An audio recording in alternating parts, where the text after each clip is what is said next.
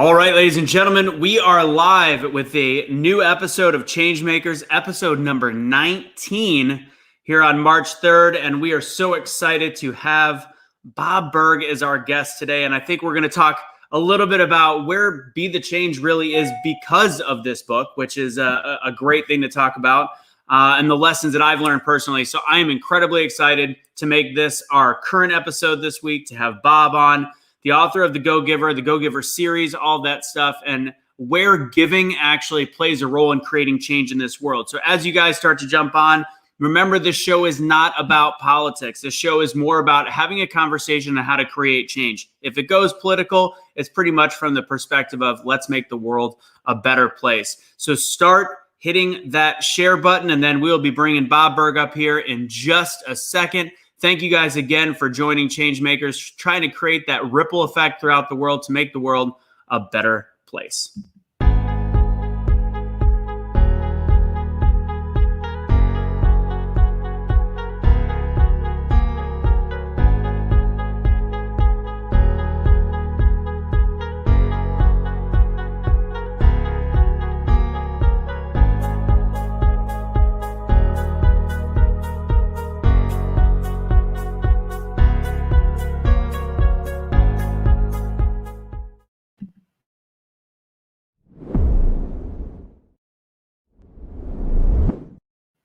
What's going on, everybody? Thank you for joining us for a daytime edition of Changemakers. I can't really explain how excited I actually am for this guest. This has a lot of personal meaning to me, as the book Go-Giver really changed the trajectory of not only my life, but also Be the Change, where we are today, where we're impacting thousands and thousands of people, trying to create a mentality that it essentially creates that ripple effect. And the whole goal of Be the Change, of finding a way to incite action in people and make the world a better place. So without further ado, we've got about 30 minutes on today's show. We are going to bring up Bob Burg. He is a named author. It's actually number 10 most motivational book, according to Inc. magazine, which is amazing. I put it as number 1 or number 2 with The Alchemist. Those are my 2 go-tos. But I can't tell you how excited I am, except for just to show you, which is right here. So ladies and gentlemen, bringing Bob Burg up to the virtual stage. Bob, what's going on? Hi, Anthony. Great to be with you. What a kind introduction, and just being mentioned with The Alchemist. Wow, what a thrill that is. So thank you.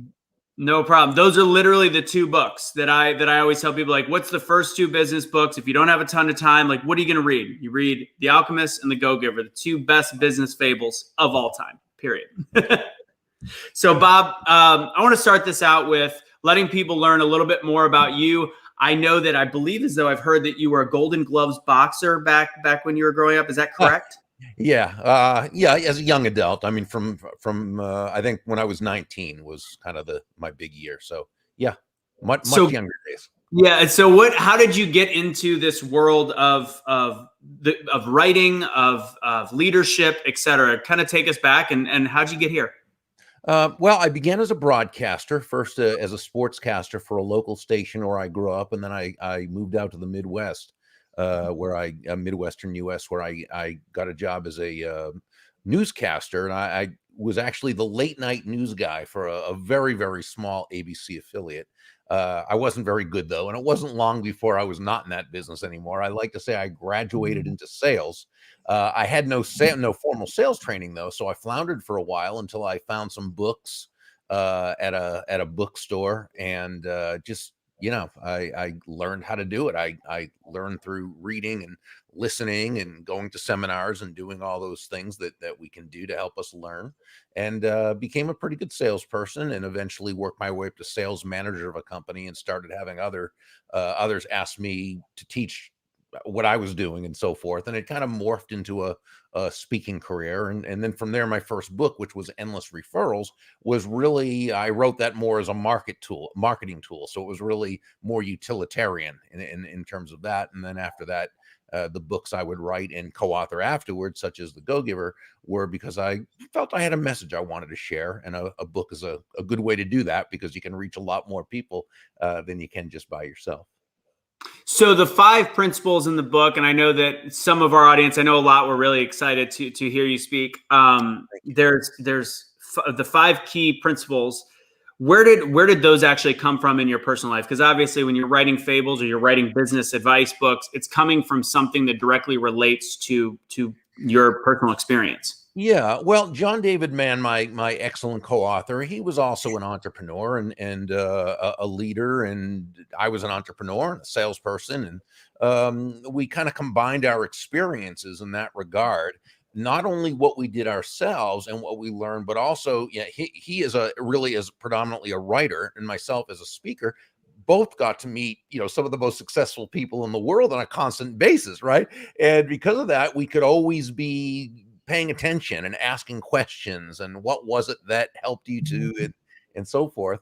And what we really discovered was that there were 5 basic laws or rules that came into play every time someone was sustainably successful.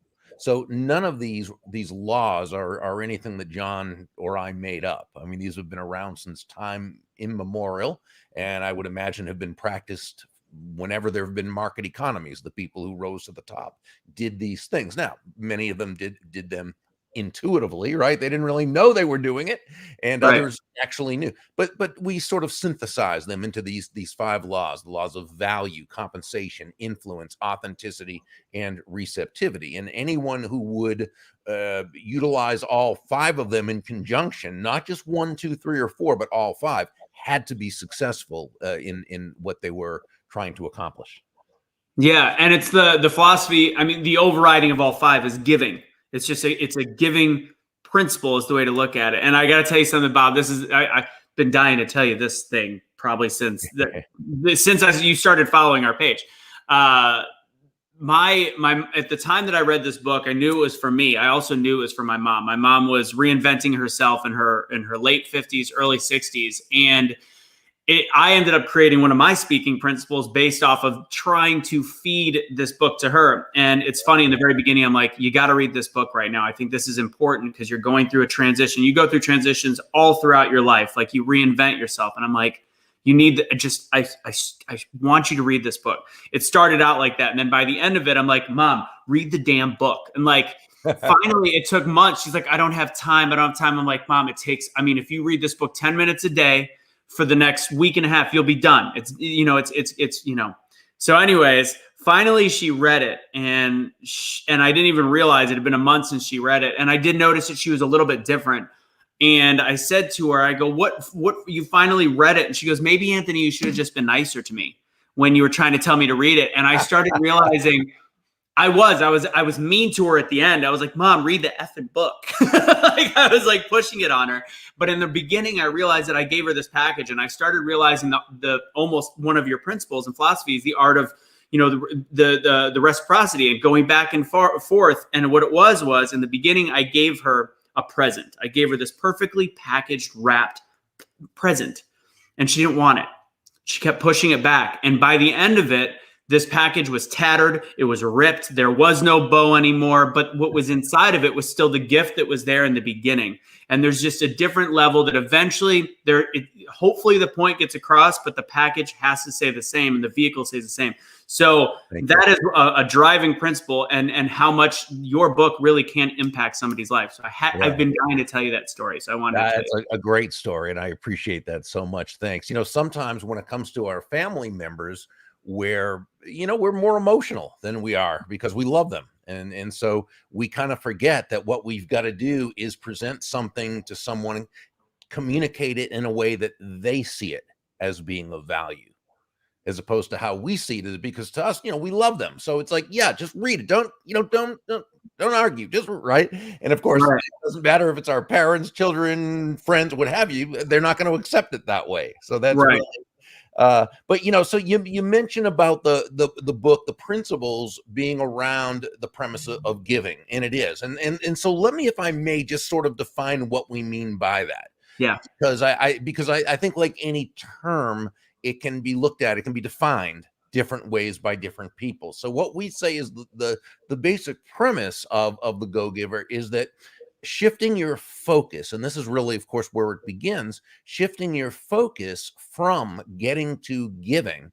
And when we say giving, in this context, we simply mean constantly and consistently providing immense value to others, understanding that doing so is not only a more pleasant way of conducting business, it's the most financially profitable way as well. And not for some way out there woo type, magical, mystical reason. It actually makes very rational sense. It makes logical sense, because when you're that person who can take your focus off yourself and place it on others, place it on making their lives better, discovering and determining what they want, what they need, what they desire, and helping them to get it, with helping to solve their challenges, with helping to bring them closer to happiness. When you're that person, Anthony, people feel good about you. They want to get to know you. They like you. They trust you. They want to be a part of your life.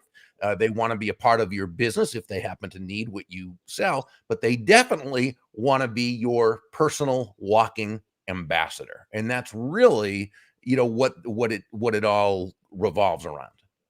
And I think each person has something that they can resonate in the book that's hardest for them. So I talked to you earlier about, my girlfriend was saying that the hardest part was that being able to accept. My hardest part, and I've overcome this over time, especially after the first time I read your book, was the acts of service. When he went around, when Joe gave the coffee to the whole office, and the act of looking foolish. And I remember there was a lesson I once learned, like, do you want to be cool and broke, or do you want to be goofy and nerdy and rich? And rich doesn't necessarily mean in money. It means just in life, like happiness. And I've grown to love serving. The concept of Be the Change is service. We've been serving for a year and a half. We're not looking at a return right now. We're looking at a return of love and kindness and hopefully spreading a message. So that act of service to me is always what to me resonated the first time I read the book the most. Well, and thank you. And I also want you to have a return of money as well, because when you're when you're giving value to the marketplace, you've earned the right to receive. Now, it doesn't always come fast. Sometimes it does. Sometimes it doesn't. Depends, obviously on the business model.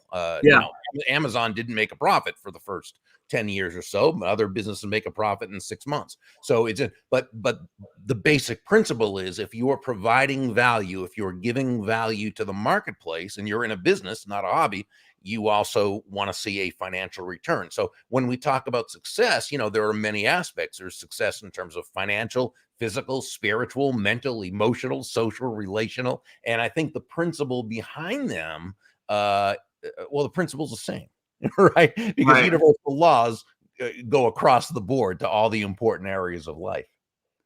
Bob, with your book, we talked about your personal experiences, you and John, and what led to that. What other books of inspiration or lessons that inspired that story and that chain? Because I know the Go-Giver has gone on. How many total books now is the series? Is it 4?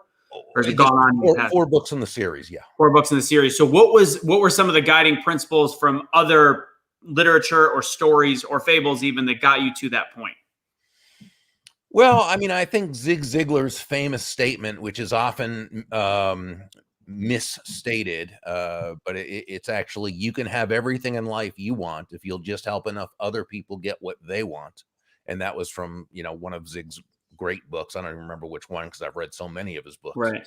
But so that's a principle, certainly. Now, then there's Wallace Wattles' 1910 classic, The Science of Getting Rich, where he talked about giving more in value than what you take in payment, which, by the way, doesn't mean you don't make a profit. It means that the value you're providing, the experience, the overall experience itself, the use value you're providing another human being, is so immense that they feel great about it, and they willingly and happily exchange their money, in which you make a profit as well. In fact, one of my old mentors, I consider a great mentor, Harry Brown, used to say that in a free market-based economy, and free market simply meaning no one is forced to do business with anyone else. People do it on their own volition. In a free market-based economy, in every exchange, there are always 2 profits, the buyer profits and the seller profits, because each of them come away better off afterwards than they were beforehand. And that happens through an exchange of value, both of them profiting more. Right. So it's interesting. And we'll just start to bounce off, go away from the Go-Giver book series and talk about how to relate it today. But what's interesting, BetheChange was just part of a business accelerator. By the way, I think you had been on one of the investors' shows. Is it Evan Hackle? Do you remember Evan? Oh, yeah. Yeah. So Evan was part of this group, and it was the first ideation of what they called a breakthrough accelerator. And it was a transformational way to look at doing business in today's world. And it's very interesting because there is such a need for businesses that understand the purpose of giving in order to, yes, have a successful business. But fact is, when you start looking at how you can affect the world around you and how you can make the world a better place, and it doesn't have to be set specifics. It's not always about race. It's not always about socioeconomic, but finding something that creates passion in the people that want to either buy your product or learn more about you. It's enormous. And that's what this group was about. And it was really cool to be a part of something like that. So, and Evan wanted me to say hello, of course. So and hello to him back. Thank you.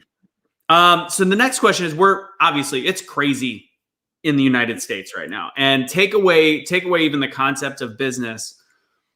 What kind of mentality can you translate with the art of go-giving or the go-giver into today's world, and how to look at the world in a different way, how to shift this mindset that we have?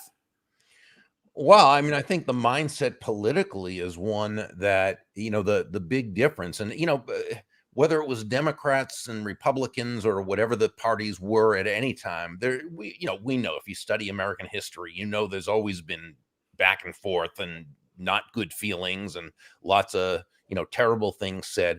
The difference, though, seems to be that, it used to be that in terms of political sides, it was, I'm right, you're wrong. Okay. And that's never a great way to begin communication, but it's acceptable. It's doable, because if you believe the other person's wrong, you're going to engage because you want them to be right. It used to be, I'm right, you're wrong. Now it's, I'm right, you're evil. And communication cannot happen from that premise, because you're not going to try to help an evil person to see the light. You'll help a wrong person or a naive person, but an evil person, you can't deal with evil. You can't change evil. Evil simply is evil, right? And that's really what it's come to. So now you've got people who will not engage with each other. They will not communicate with each other, unless you call, cursing at someone or insulting someone or whatever engaging. And I don't call that engaging. It's certainly not productive. It's counterproductive.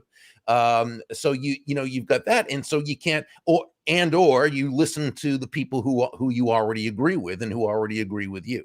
You cannot learn from there. You can't grow from there. No one's mind can get changed or expand from there. And until really both sides are ready to kind of approach it a different way. And I'm not talking about compromise, by the way. And I want to make sure that I make this point really clear, that speaking to others tactfully and respectfully does not equal compromise. Okay. You can always speak to people with kindness, politeness, diplomacy, tact, without compromising your values. Okay. Yeah. And in doing so is actually much more persuasive. And Adam Grant wrote a great book, and please pardon me for turning my back on it. It's called Think Again: The Power of Knowing What You Don't Know. And I am telling you, it is such a fantastic book for people to read, to really just understand that what we think we know just sometimes is so not true, no matter how much we want to believe it. But not only is it about our thinking again, it's actually a great book on persuasion, because it's how to engage others to help them to think again. So, I think if people would read this book, as well as a book that was written years ago by Dr. Jonathan Haidt called The Righteous Mind, I think those two books, if people read them, would so increase political understanding and engagement in our country. We could actually get our country back again to being one in which we are a country, even if you have different, sides of the coin. We're allowed to disagree. That's called absolutely. We all have different backgrounds. So before I get into it, so I always use also in some of my speaking, do you remember the dress the quote unquote, the dress a few years back where people would look at it. Some people would say white and gold. Some people would say blue. Yeah. I use that philosophy all the time because the whole reason why we see two different things is because the background image, the lighting affects our rods and cones, everybody slightly differently. Just the same way as why we're entitled to have difference in opinion. We all have a different background. Every day is a little bit different for people. Everybody has had one experience that will change them. And to not understand that we are going to be different and not evil is the cornerstone of why our conversation has started to break down. It's funny you say the think again, because one of our on Primetime Patriots, which is our media portion of Be the Change, their whole new slogan is "Make America Think Again." I love that. I love that. I'll make sure Suni, it's Suni shirt. I'll make sure we send you out a t-shirt. Wow. Yeah. With this whole conversation in terms of how to actually start creating that center area, what we started in the beginning with Be the Change, we started seeing that our viewership leaned further to the right. And how we started wanting to have this communication is we had several All Lives Matter people. And they were all lives matter, but they still wanted to create change. And we started just having this discussion point. And the discussion point was, look, if you are taking a BLM group and then coming at them with all lives matter, that's not going to do anything. That's not creating the conversation. So the way we started guiding this, and this is what Be the Change has really become, is guided conversation, being able to mediate and hopefully educate people on how to better communicate so that we can go back to being America again. And it really was this whole philosophy on, you've got people that are hurting. You may disagree with why they're hurting, but they're hurting nonetheless. You can't take away their struggles, what they're going through. So if you meet them with facts, figures, and not understanding, you're just butting in the middle. Instead of, you know what, for a while, just listen, just be there, hold space, be empathetic. You're not necessarily, as you said, you're not just meeting in the middle. You're just listening. And then at one point when they start to open up, you've met them with empathy and listening, and this goes across the board on both sides. Now you guys can have a conversation. It's not as easy as it used to be, but you can have that philosophy and a breakdown where you just chill out for a second. You don't yell back at them. And if you really want to create real change, you listen, and then you build a rapport. So that's what we've really stressed with Be the Change. Yeah. And empathy and listening will if you remember those two words that you just said, empathy and listening, right there, you're going to just increase the chances for positive and productive engagement. Yeah. And it takes that evil down. It takes it to, I disagree. Because in the end, if you've given them if you've given a different person the ability to then provide facts at that point, why you feel a certain way, not like my facts are better than your facts, but like, this is why I feel a certain way.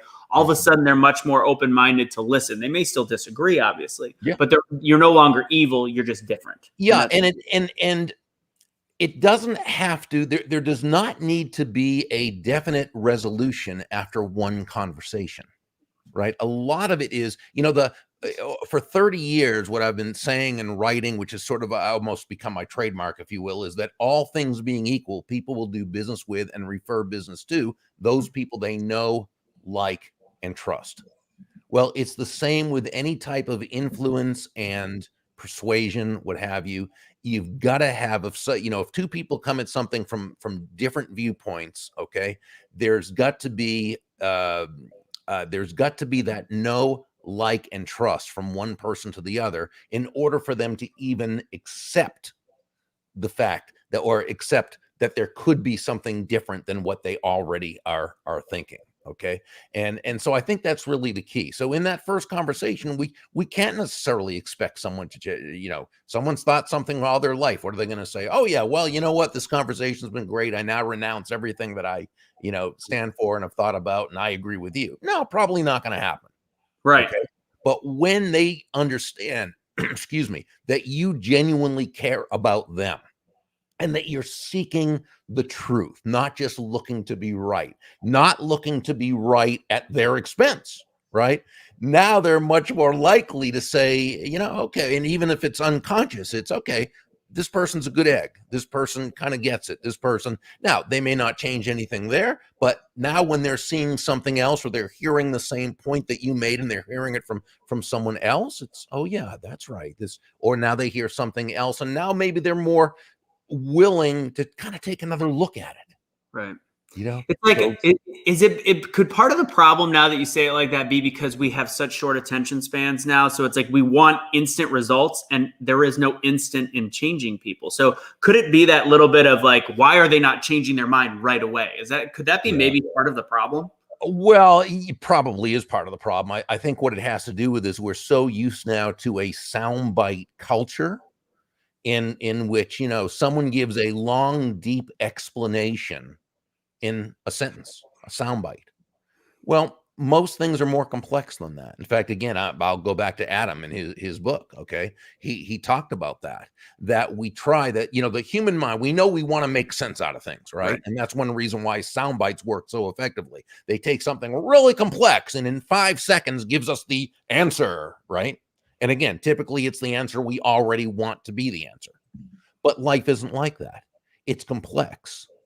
And so you've got to be able to say, you know, it's not just a yes or a no. There are different levels in between. Again, that's not compromise. That's looking at things as they are. And sound bites only work to give us a shortcut. Right. But when it doesn't rate a shortcut, when it takes a longer explanation, when it's more nuanced, okay, that soundbite is very counterproductive. Yeah. So the first episode of Changemakers was actually with Darryl Davis. Perfect example of that. Darryl Davis is the gentleman that got large, huge personality, black guy that got people out of the KKK by realizing that, oh my God. Yeah. So you remember, you've probably seen him on Goalcast. We had him on, and I mean, just the huge heart. And his philosophy was like, look, you have to start watering the cracks, and the cracks will start to break apart. And all of a sudden, over time, you can change people and you can change people's hearts. And that's the biggest thing. It's not going to happen in a day. It takes time. Yeah, you know, and I'm and excuse me for looking at the book as you're talking. You're good. Adam did a whole chapter on Darryl Davis. There you go. Fairly early in the book, and it was really, I mean, Mr. Davis was just brilliant, and he did exactly textbook in terms of helping someone who obviously thought a horrible and ridiculous thing to actually, and as we know, the more horrible and ridiculous a thing is, the harder it is for people to actually let go of that. Right. And Mr. Davis did a wonderful job of again, creating that relationship first. They never changed after one conversation. Never. No.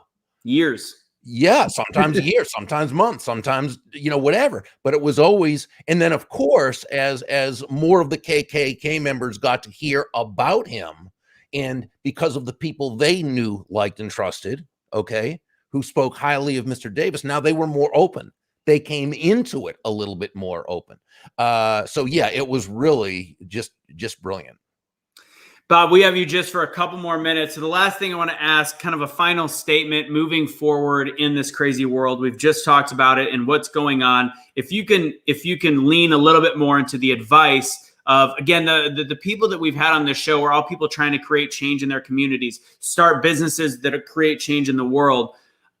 Maybe it's the giving philosophy, whatever it might be. What do you want, the one thing for people that are watching right now, to take with them in terms of making the world a better place and creating change in their own lives and the lives around them? Well, I think it's important to be inwardly motivated and outwardly focused. Okay. It's understanding, as Dale Carnegie taught us in his classic How to Win Friends and Influence People. Ultimately, people do things for their reasons, not our reasons. Right. So we've always, if we're going to influence, if we're going to help people make new decisions based on new information, if we're going to help move, you know, nudge the world forward, so to speak, we've got to, whenever we're about to engage with someone, we've got to ask the question, you know, how does what I'm asking them to do, or how does what I want them to do, how does it align with their goals, with their needs, their wants, their desires, their values? How is it helping them to overcome something? Right? And I think when we ask ourselves these questions thoughtfully and intelligently, genuinely, authentically, not as a way to manipulate another human being into doing our will, but as a way of building everyone in the process, now we've come a lot closer to earning that person's agreement and commitment to that idea. I love it. All right, Bob, if anybody wants to find your stuff, I have your website, I believe. Is there any place you want to direct them? Do you have anything coming up you want people to know about? Yeah, just Burg, BURG.com is the website. And we do have a membership community that's starting soon called the Go-Giver Success Alliance. So we'll be announcing that soon to everyone on our list. Excellent. Let me know. I'll make sure I'll post it up here. We'll share it as well, part of the Be the Change community. Bob, I know you got to run. Thank you so much. We'll continue the conversation hopefully another time. I would love to learn more about you personally. This is a very cool moment. So thank you so much for being on Changemakers. Thank you, Anthony. Appreciate you greatly. Thank you, Bob. All right, guys, I would love for y'all to share this episode out there. I know it was a daytime edition. We go a little later usually, so keep sharing it. I would love for people to continue to watch this throughout the day. Tonight, we've got a nighttime edition. It's Wednesday, so we're going to do Concert Avengers if you guys want to join us for episode number 8. With that said, all this is about is finding different people in the world that are creating change in their lives, in the lives around them, and then making the world a better place. You have no idea the little things that we can do that are going to create a ripple effect. That's what teachers are. That's what nurses are, doctors, etc., that are touching one person's life. And you don't have to be these professions. You can touch one person and they're going to go around and change the world. And it's all going to be based off of where you started. And in the end, it might come back to help you. You don't want to bank on it, but just know that the universe is working in your favor. Thank you guys so much for joining us for this episode of Changemakers.